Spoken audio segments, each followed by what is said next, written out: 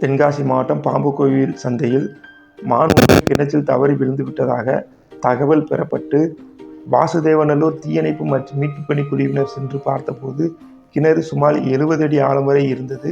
30 அடி ஆழம் வரை தண்ணீர் இருந்தது. தவறி விழுந்த மான் கிணற்றின் ஒரு ஓரமாக திட்டுப்பகுதியில் நின்று கொண்டிருந்தது. அதில் நிற்க பின் கிணத்தை சுற்றி சுற்றி வந்து இளைப்பாறிவிட்டு இருந்தது. உடனே நமது வீரர்கள் குட்டித்துறை, ராஜதுரை என்ற இருவர் கயிறு மூலம் ஹெல்மெட் உள்ளிட்ட பாதுகாப்பு உபகரணங்களை வைத்துக்கொண்டு கிணற்றில் இறங்கி கிணற்றிலிருந்து மானை கயிறு மூலமாக மீட்கும் போது வீரர்களை உதறி தள்ளிவிட்டு சென்றது.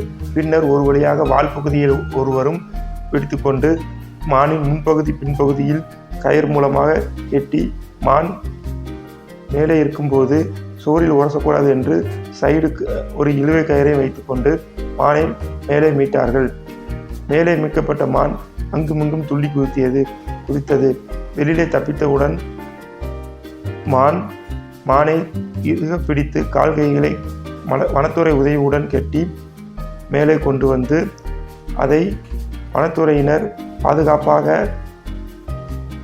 மேற்கு தொடர்ச்சி மலை அடிவாரத்தில் கொண்டு விட்டார்கள்.